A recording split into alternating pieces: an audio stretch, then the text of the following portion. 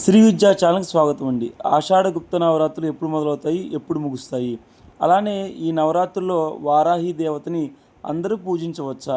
అయితే ఈ 9 రోజులు ఎలా పూజించాలి? ఏ సమయానికి పూజించాలి? ఏ నైవేద్యం పెట్టాలి? ఏ మంత్రం చదవాలి? అసలు స్త్రీలు వారాహి దేవతని పటం పెట్టుకొని నవరాత్రుల్లో పూజించవచ్చా? ఈ సందేహాలన్నీ ఈ వీడియోతో నివృత్తవుతాయి. చక్కగా గమనించండి. ఈ వీడియోని అందరూ లైక్ చేయండి, షేర్ చేయండి అమ్మా. ఎందుకంటే ఎక్కువ మందికి రీచ్ అవుతుంది. వారాహి దేవతను పూజించడం వల్ల ఏదో ప్రాబ్లం వస్తుంది, భయంకరమైన దేవత అని చాలామంది వీడియోస్ చేస్తున్నారు. భయపడాల్సిన పని లేదు తల్లి. లలితా సహస్రనామంలో మీకు 27వ శ్లోకంలో మీరు చక్కగా గేయ చక్ర రూఢ మంత్రిని పరిసేవిత అంటే రాజశ్యామల గురించి, తర్వాత కిరిచక్ర రూఢ దండనాద పురస్కృత అంటే శత్రువులు నాశనం చేసే తల్లని లలితా సహస్రనామం పూర్తవ్వాలంటే ఫస్ట్ మీ 2 శ్లోకాలు మీరు చదవాల్సిందే. అంటే లలితాదేవి చదువుతున్నప్పుడు ఖచ్చితంగా మీరు ఇవి వస్తాయి. అంటే అర్థం ఏంటి, చేసుకోవచ్చనే. కానీ మీరు చక్కగా గమనించినట్టయితే ఒక ఉదాహరణ చెప్తాను చూడండి. ఉదాహరణలోకి వెళ్దాం. చక్కగా రామకృష్ణ పరమహంస గారు కాళికాదేవిని ఉపాసించి ప్రసన్నం చేసుకొని సాక్షాత్కారం పొందారు. అయితే కాళికాదేవత ఫస్ట్ భయంకర రూపం దాల్చినప్పుడు ఆయన తట్టుకోలేకపోతే అమ్మవారు చక్కగా చిన్న స్వరూపంగా వచ్చి ఆయనకి ప్రసన్నమయ్యారు.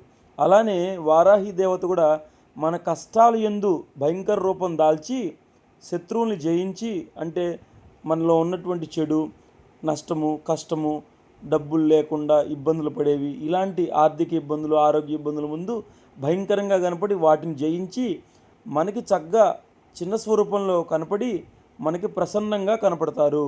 అంతేగాని ఎవరో చెప్పినట్టు స్వామి అమ్మో ఇది చేయకూడదు ఈ పూజలని భయపడాల్సిన పని లేదు. ధైర్యంగా చేసుకోండమ్మా, అంతా సజావుగా జరుగుతుంది. అయితే ఈ సంవత్సరం ఆషాఢ గుప్త నవరాత్రులు జూన్ 26తో మొదలయ్యి జూలై 4తో ముగుస్తాయి. స్వామి గుప్త నవరాత్రులు ఎందుకు అంటున్నారని చాలామంది అంటున్నారు. గుప్త నవరాత్రులు అంటే ఏం లేదమ్మా, మనకి శాస్త్రం ఏం చెప్తుందంటే శరన్నవరాత్రులు చక్కగా అందరినీ పిలిచి చేసుకుంటాం. అలానే మనకి వసంత నవరాత్రులు మనకి చైత్రమాసంలో వచ్చేవి అందరినీ పిలిచి చేసుకుంటాం. అయితే గుప్త నవరాత్రులు ఏంటంటే మనం గురువులు కానీ గురువుని ఉపదేశించిన వాళ్ళు కానీ ఎక్కువగా జపం చేసుకొని మనం శక్తిని పెంచుకోవాలి కాబట్టి వీటికి గుప్త నవరాత్రులు అంటాం. అయితే వీటి డేట్స్ పెడుతున్నాను గమనించండి.